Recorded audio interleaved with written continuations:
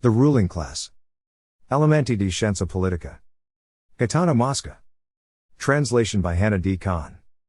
Edited and revised, with an introduction, by Arthur Livingston. 1896. Narrated by Skeptical Waves. Chapter 4. Ruling Class and Social Type. 1. We have just seen that every social type has a tendency to concentrate into a single political organism.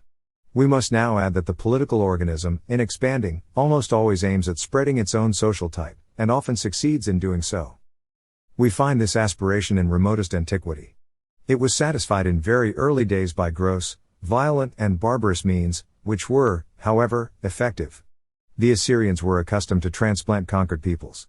Torn by force from their native soils, these were scattered about among groups that were Assyrian in spirit and nationality, and in the end were absorbed by them.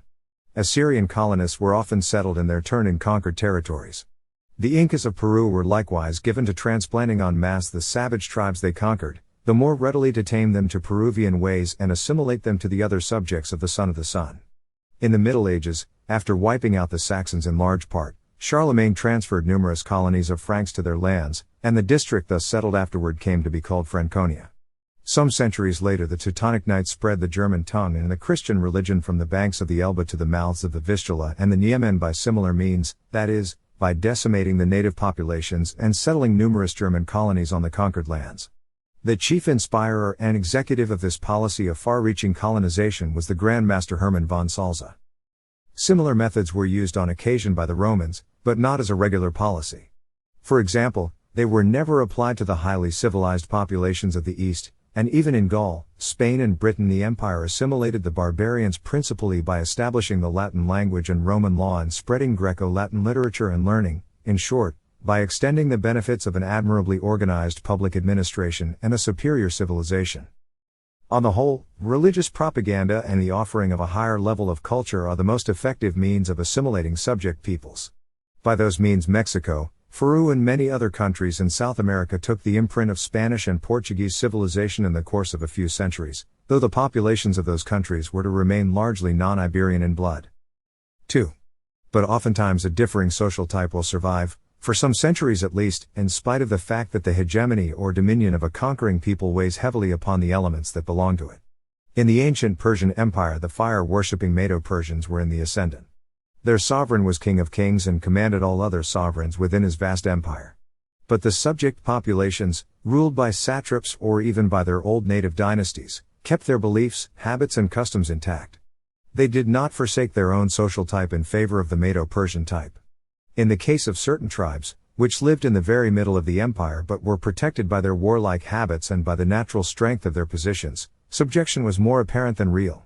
The fact appears very clearly from Xenophon's account of the retreat of the 10,000, for instance, the stories of Dionysius, king of Cilicia, and of the march through the lands of the Carduchians, the Mosinicians and other peoples along the south shore of the Black Sea.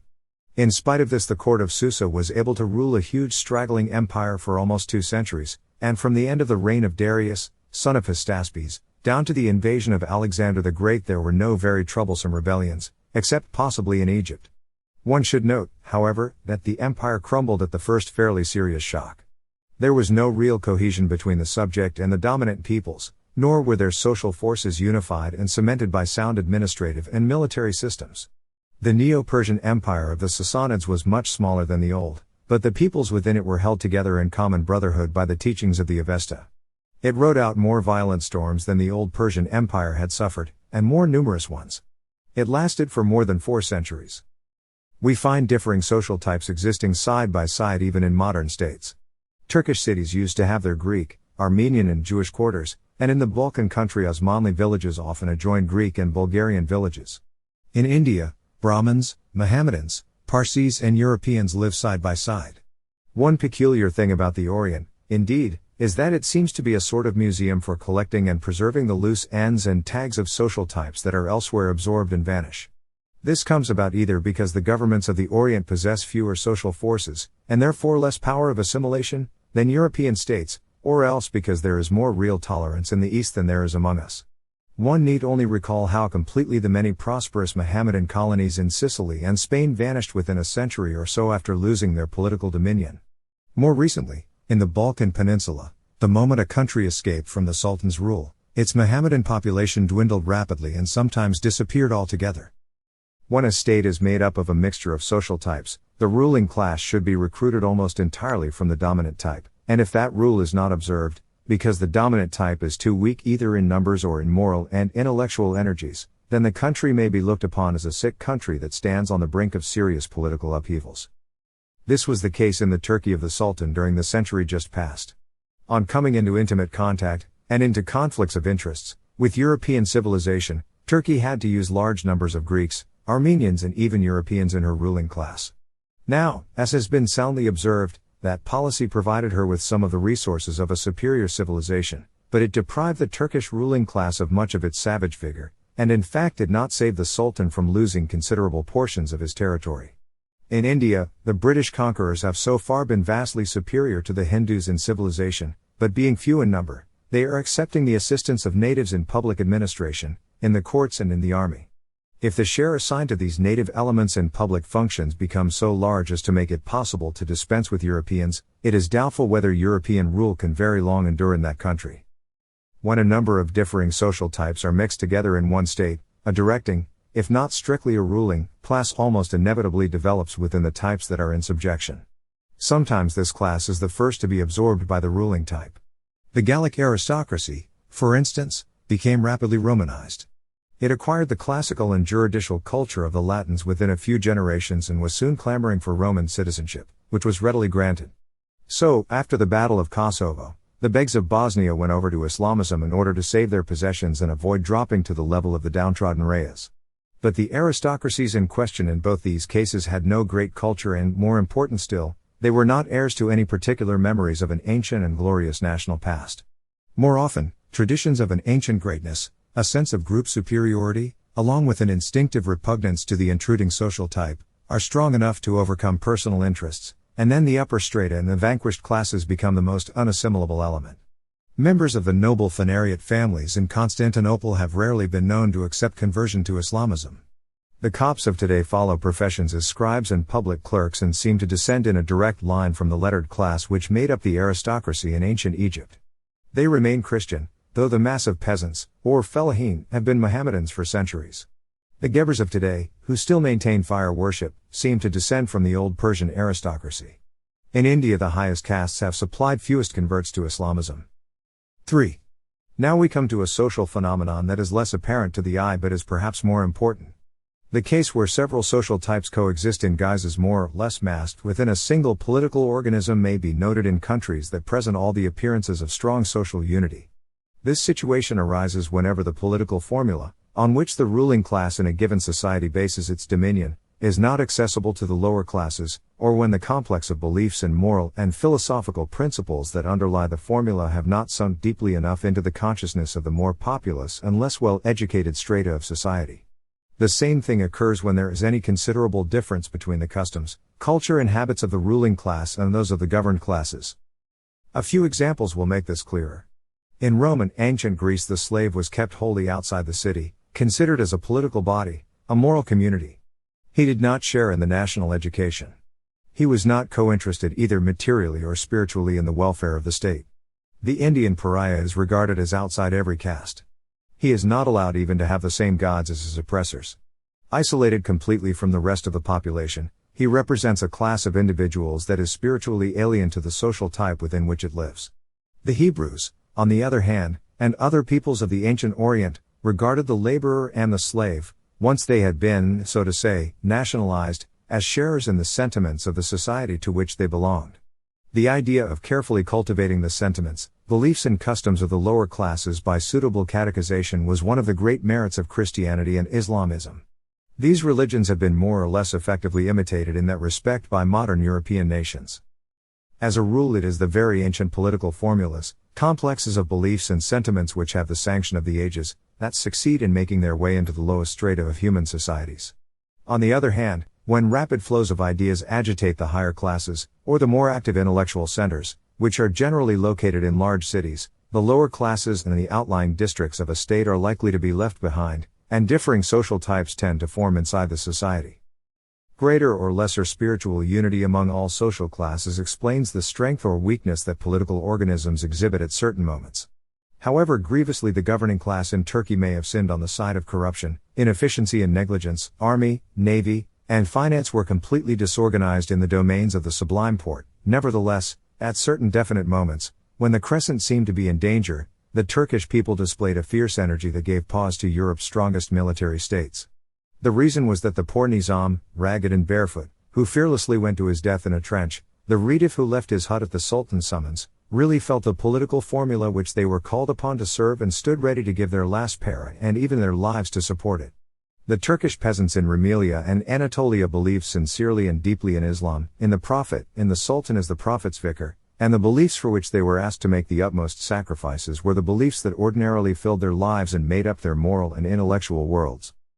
This analysis bears on events prior to 1895, yet we cannot see that they require any great modification in the light of the events of 1912 to 1913, or the events connected with the World War or the rise of Kemal Ataturk. The Turkish disasters in the Balkan and World Wars were due to the disorganization and incapacity of the Turkish ruling class, intensified by 30 years of Hamidian despotism and by 4 years of rule by the Young Turks.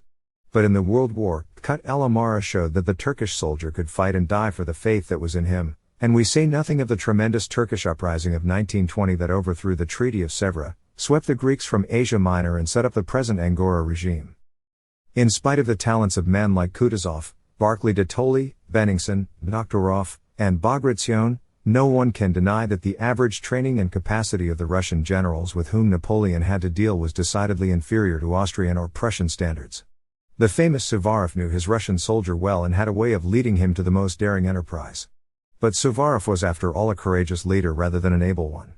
The Russian soldier was the adversary that Napoleon most feared.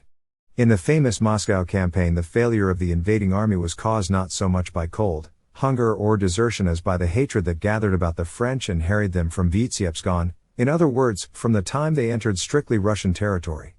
It was this hatred that inspired the sinister fury of the Russians to the point of destroying all provisions along the path of the enemy and burning all towns and villages between Smolensk and Moscow. It gave Rostopchin the courage to burn Moscow itself. For the Russian mother god, the Tsar, Holy Russia, formed an integral unit in the beliefs and sentiments that he had begun to absorb on the clay of his birth and which he had learned by home tradition to revere. This same moral unity holds the secret of other successful and quasi-miraculous cases of resistance, just as lack of it yields the secret of certain shameful demonstrations of weakness. The Vendée was strong in the wars of the Revolution because nobles, priests and peasants had the same beliefs, the same desires, the same passions. Spain was strong in 1808 because the Spanish grandee and the lowliest Spanish shepherd were alike filled with hatred for the French invader, whom they regarded as a godless unbeliever, with loyalty to their sovereign, with pride in being a self-respecting, independent nation. This unanimity of sentiment, in spite of the incapacity of the Spanish generals and the utter worthlessness of the Spanish regular armies, accounts for the miracles of Saragossa and Tarragona and for the final victory that crowned the Spanish wars for independence. Never would the rude ragged peasant consent, under whatever threat, to show the roads to the French. The regular Spanish army was composed largely of raw recruits and it had no experienced officers. Its ineffectualness is attested not only by French writers but by letters of the Duke of Wellington and other English officers. On the other hand, Spain showed the utmost weakness during the French legitimist invasion of 1822. At that time only a small portion of the upper classes had any comprehension of, or devotion to, the principle of constitutional monarchy which was at issue. That principle was incomprehensible to the majority of the upper classes and to the vast bulk of the nation. The Kingdom of Naples showed weakness in the years 1798 and 1799 in spite of many acts of desperate valor on the part of individuals or groups.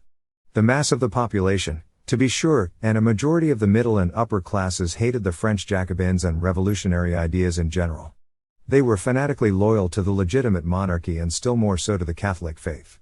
However, a small minority in the upper classes, scant in number but strong in intelligence, enthusiasm and daring, despised the sentiments of their fellow countrymen, and had warm sympathies for the French gospel of freedom. Treason, therefore, and more than treason, the unending suspicion of treason, paralyzed all resistance, disorganized the regular army, which was a poor army to begin with, and diminished the effectiveness of a spontaneous popular resistance which, save for treasonable understandings, real or imagined, with the invaders, might have triumphed. As is well known, Champion's army had halted before Capua but was invited and encouraged by the Neapolitan Republicans to attack Naples.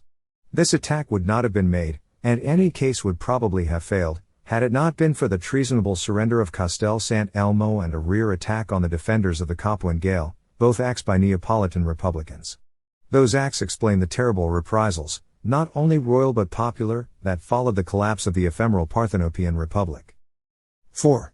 So far we have been thinking largely of differences in religious and political beliefs between the various social strata, but disparities in intellectual cultivation and differences in language, habits and family customs also have their importance. We are accustomed to taking for granted the distinctions that exist between the class that has received a polished literary and scientific education and the classes that have received none at all or have stopped at the first rudiments, between the social set that has the habits and manners of good breeding and the populous throngs that lack good breeding. We readily assume, therefore, that the same distinctions exist, equally sharp and equally thoroughgoing, in all human societies and have always existed in our own countries. That is not at all the case. In the Mohammedan East no such distinctions appear, or if they do, they are infinitely less conspicuous than they are among us. In Russia the profound difference between the class called the intelligentsia and the muddiks, or between those same intellectuals and the long-bearded merchants that were so frequently to be seen in the days of the Tsar, could not have existed in the age of Peter the Great, when there were no universities. The boyars of that day were almost as crude and unlettered as the peasants. Even in Western Europe hardly more than 2 centuries ago, disparities among the various social classes in intellectual cultivation and in public and private manners were far less striking than they are today. Such disparities have grown more and more marked, but the trend dates from not earlier than the 18th and 19th centuries. In France, for example, Voltaire declares that when Louis XIV actually assumed the throne, in 1660, the French nobility were rich in natural intelligence but ignorant and crude in manners. In England, toward the end of the 18th century, Cobbett pointed to the difference between the farmers of the good old days, that is, when he was a boy, and those of the time when he was writing. Formerly, he says, farmers had lodged and fed all their peasants, sat with them at their great oaken boards and, after a prayer from the curate, drunk the same beer. Then customs changed. The wage earner drew his pay and went to eat his meal alone in some tavern. The farmer became a gentleman, using glass bottles, ebony-handled forks, ivory-handled knives and porcelain dishes. His sons would, if necessary, be clerks, copyists, shop boys, but in no case farmers. A similar change has taken place during the last 150 years among the landlords, great and small, of Sicily and the district of Naples. Their great-grandfathers may have been rich but in any case they were peasants. Now, they may be poor but in any case they are gentlemen, they are galantuomini. The term galantuomo in the local dialects means a person of quality, of polite upbringing. Strange as it may seem at first glance, the trend here in question coincides with the birth and growth of that current of ideas and sentiments which generally goes by the name of democracy, and it constitutes one of the more curious contrasts between the democratic theories that are now so generally in vogue and their practical application. Disparities in upbringing among the various social classes are likely to become more marked in bureaucratized societies. In societies of feudal type, the individual members of the ruling class are generally sprinkled about among their followers. They live in constant contact with them and have to be, in a sense, their natural leaders. It may seem surprising that in the Middle Ages, when the baron stood alone in the midst of his vassals and dealt with them harshly, they did not take advantage of their numerical superiority to break free. But actually that could not always have been an easy matter. Superior as they may have been in energy and in familiarity with arms to the rest of the subject elements, the vassals were more or less bound to the lot of their lords. But, independently of that, another consideration of very great importance must not be overlooked. The baron knew his vassals personally. He thought and felt as they did. He had the same superstitions, the same habits, the same language. He was their master, harsh sometimes and arbitrary. For all of that, he was a man whom they understood perfectly, in whose conversation they could share, at whose table, be it in a humbler station, they often sat, and with whom they sometimes got drunk. It requires utter ignorance of the psychology of the lower classes not to see at once how many things this real familiarity, based on an identical education, or lack of education if one prefer, enables an inferior to endure and forgive. It may be objected that as a rule the poor dislike serving the newly rich.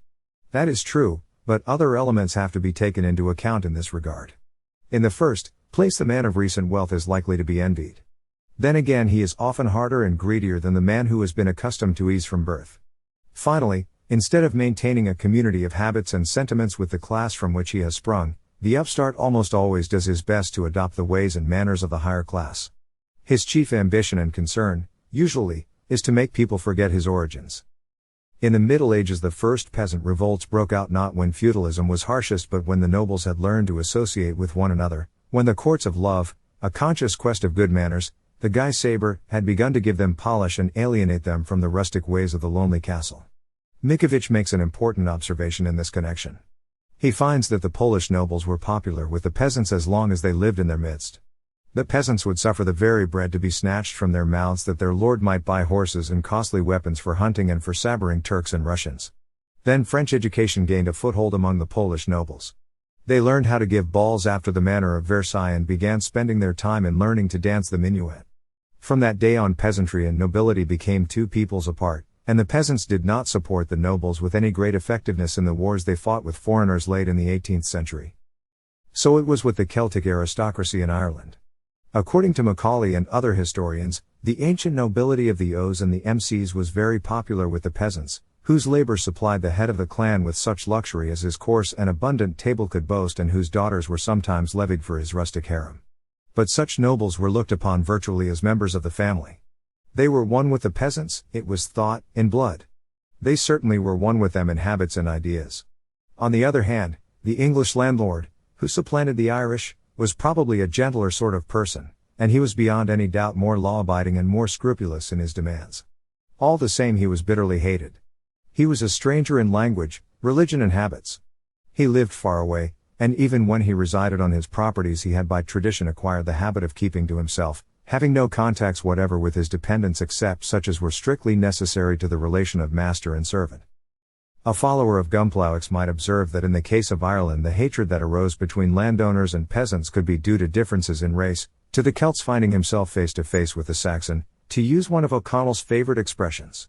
But, the fact is, the first Anglo-Norman families that settled in Ireland during the Middle Ages, for example the Talbots or Fitzgeralds, lived long in that country, ended by adopting Celtic ways, and fought in the ranks of the Irish against the English in the various insurrections. But suppose we consider, rather, what happened in Tsarist Russia. There, certainly, there were no important racial differences between nobles and peasants, but there were great differences in social type and especially in manners. The cultured class, poor or rich as it may have been, had adopted European education. The rest of the population clung, as it still clings, to Asiatic ideas and customs. Chernyshevsky, a Russian revolutionary of the 90s, says, referring to the possibility of a peasant revolt, ignorant, full of gross prejudices, and blindly hating all who have forsaken primitive Russian ways, antipathy springing from differences in social type, the people would make no distinction between individuals who dressed in German styles, who had abandoned the traditional Russian costume and were dressing in Western European fashion. It would treat them all alike, deferring neither to science, nor to poetry, nor to art. It would demolish our whole civilization. 5. The fact is that the human being has sentiments which, taken individually, may be imponderable, hard to analyze and harder still to define, but which in some are very powerful and may contribute to bringing on the most important social phenomena. The person who wrote that the human being lets himself be guided by self-interest alone stated a general maxim that is almost entirely devoid of practical value, since it can tell us nothing save at the cost of exceedingly minute analyses and distinctions. Anyone who thinks that interest has to be something that can be expressed materially in terms of money and measured in pounds and pence is a person of too little heart and too little head to understand the people about him. Interest is suited in each individual to the individual's own tastes, and each individual interprets his interest in his own individual way. For many people, to satisfy their pride, their sense of personal dignity, their vanities great and small, to humor their personal caprices and rancors, is worth far more than pleasures that are purely material. We must not forget such things, especially when we set out to analyze the relations between rich and poor, between superiors and inferiors, or, in short, between different social classes. When the elementary needs of life are to an extent satisfied, what mostly contributes to creating and maintaining friction and ill-feeling between the various social classes is not so much differences in the enjoyment of material pleasures as membership in two different environments. For a part of the lower classes, at least, more bitter by far than any physical privation is the existence of a higher world from which they are excluded. No law, no hereditary privilege, forbids them to enter that world. It is roped off from them by a silken thread of the subtlest fiber, a difference in education, in manners, in social habits. Only with difficulty is that thread ever broken.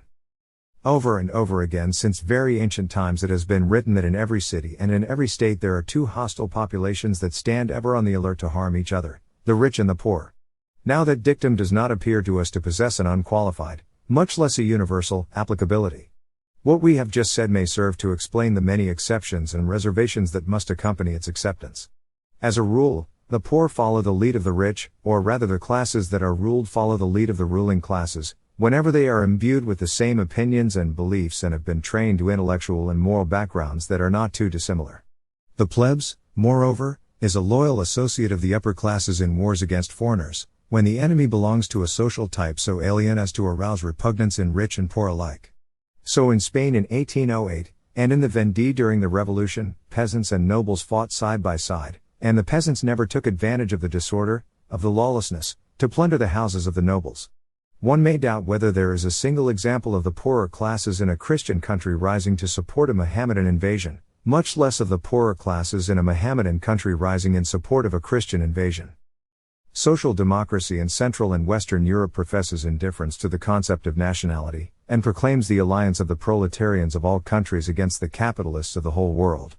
Those theories might have a certain practical efficacy in the event of a war between the Germans and the French, or between the Italians and the English, since all these nations belong to approximately the same social type. But if it were a question of repelling a serious Tatar or Chinese invasion, or merely a Turkish or Russian invasion, we believe that the great majority of proletarians, even in countries where they are most strongly imbued with doctrines of worldwide collectivism, would eagerly cooperate with the ruling classes. Anyone who has done any great amount of traveling must have been struck by a fact that is not without significance. Very often the poor of different countries, as well, for that matter, as the rich of different countries, more readily fraternize than the rich and poor of the same country. To be strictly exact, one should note that at the present time cosmopolitanism is much more strikingly characteristic of one element in the ruling class, the element that has the greatest wealth and the greatest leisure, than it is of the poor. But this cosmopolitan fraternizing arises only so long as peoples of approximately similar customs are concerned. If they go to faraway lands where ideas and ways are altogether new, the rich and the poor of one country, or even of merely neighboring countries, feel more closely drawn to each other than to foreigners of their own class. That is the case with Europeans in India and China, and in general in all countries where the civilization is markedly different from the European. All this is just another way of saying that sooner or later a point is reached where difference in social type as between members of different countries becomes greater than difference in social type as between classes in the same country. 6. Psychological and intellectual isolation on the part of the lower classes, as well as two noticeable differences in beliefs and education between the various social classes, give rise to social phenomena that are very interesting to the student of the political sciences, dangerous as they may be to the societies in which they occur. In the first place, as a consequence of their isolation, within the lower classes another ruling class, or directing minority, necessarily forms, and often this new class is antagonistic to the class that holds possession of the legal government. When this class of plebeian leaders is well organized, it may seriously embarrass an official government. In many Catholic countries the clergy is still the only authority that exerts any moral influence over the peasantry, and the peasants extend to the parish priest all the confidence that they withhold from the government official. In other countries, where the people look upon the public functionary and the noblemen if not exactly as enemies certainly as utter strangers, the more resolute and aggressive of the plebeians sometimes succeed in organizing widespread and fairly permanent associations, which levy assessments, administer a special justice of their own and have their own hierarchies of officials, their own leaders, their own recognized institutions. So a real state within the state comes into being, a government that is clandestine but often more feared, better obeyed, and if not better loved certainly better understood, than the legal government. In the second place, whenever and wherever a section of the ruling class tries to overthrow the legal government, whether because of conversion to a new political formula or for some other reason, it always seeks the support of the lower classes, and these readily follow its lead when they are hostile or indifferent to the established order. This alliance is so often struck that the plebs becomes an essential instrument in almost all upheavals and revolutions, and to the same alliance also is due the fact that we so often find men from the higher social levels leading popular movements. Yet the opposite phenomenon also appears at times. The portion of the ruling class that is holding power and resisting the revolutionary current may find its main support in the lower classes, which still cling loyally to old ideas and to the old social type. That was the situation in Spain in 1822 and down to 1880, and so it was with the Kingdom of Naples in 1799 and more or less down to 1860. In such cases there may be periods of government by an ignorant, inept and vulgar demagoguery which someone thought of defining as the negation of God. But the most dangerous among the consequences that may result from differences in social type between the various social classes, and from the reciprocal isolation of classes that necessarily follows in their wake, is a decline in energy in the upper classes, which grow poorer and poorer in bold and aggressive characters and richer in soft, remissive individuals. We have seen that development is practically impossible in a state of the feudal type. In a society that is broken up into virtually independent fragments, the heads of the individual groups have to be energetic, resourceful men. Their supremacy in large measure depends on their own physical or moral strength, which, moreover, they are continually exercising in struggles with their immediate neighbors. As social organization progresses and the governing class begins to reap the benefits of an improved bureaucratic machine, its superiority in culture and wealth, and especially its better organization and firmer cohesion, may compensate to some extent for the lack of individual energy, and so it may come about that considerable portions of the governing class, especially the circles that give the society its intellectual tone and direction, lose the habit of dealing with people of the lower classes and commanding them directly. This state of affairs generally enables frivolousness, and a sort of culture that is wholly abstract and conventional, to supplant a vivid sense of realities and a sound and accurate knowledge of human nature. Thinking loses virility. Sentimental and exaggeratedly humanitarian theories come to the fore, theories that proclaim the innate goodness of men, especially when they are not spoiled by civilization, or theories that uphold the absolute preferableness, in the arts of government, of gentle and persuasive means to severe authoritarian measures. People imagine, as Taine puts it, that since social life has flowed blandly and smoothly on for centuries, like an impetuous river confined within sturdy dikes, the dikes have become superfluous and can readily be dispensed with, now that the river has learned its lesson. Tacitus described Germanic customs as eminently simple, frugal and virtuous. More than 3 centuries later, during the barbarian invasions, Salvian of Marseille attributed the victories of the Goths, Vandals, Franks and other barbarians, to their moral superiority. According to Salvian, the invaders were chaste, temperate, truth-telling, whereas the Romans, and especially the upper classes among the Romans, were fornicators, drunkards and liars. In describing the manners and customs of the Germans of his day, Machiavelli evidently wrote under the influence of Tacitus. In the course of the last 2 centuries, many philosophers have raised paeans to the holiness of savage morals and to the rustic simplicity of the plain, untutored man. It would seem therefore that there is a frequent, if not a universal, tendency in very mature civilizations, where ruling classes have acquired highly refined literary cultures, to wax enthusiastic, by a sort of antithesis, over the simple ways of savages, barbarians and peasants, the case of Arcadia, and to clothe them with all sorts of virtues and sentiments that are as stereotyped as they are imaginary. Invariably underlying all such tendencies is the concept that was so aptly phrased by Rousseau, that man is good by nature but spoiled by society and civilization. This notion has had a very great influence on political thinking during the past 150 years. A ruling class is the more prone to fall into errors of this kind the more closed it is, actually if not legally, to elements rising from the lower classes. In the lower classes the hard necessities of life, the unending and carking scramble for bread, the lack of literary culture, keep the primordial instincts of struggle and the unfailing ruggedness of human nature alive. In any case, whether or not the factor of intellectual and moral isolation is reinforced by this factor of, so to say, personal isolation, certain it is that when the ruling class has degenerated in the manner described, it loses its ability to provide against its own dangers and against those of the society that has the misfortune to be guided by it. So the state crashes at the first appreciable shock from the outside foe. Those who govern are unable to deal with the least flurry, and the changes that a strong and intelligent ruling class would have carried out at a negligible cost in wealth, blood and human dignity take on the proportions of a social cataclysm. One should note, as an example, that in the course of the 19th century England adopted peacefully and without violent shocks almost all the basic civil and political reforms that France paid so heavily to achieve through the Great Revolution. Undeniably, the great advantage of England lay in the greater energy, the greater practical wisdom, the better political training, that her ruling class possessed down to the very end of the past century.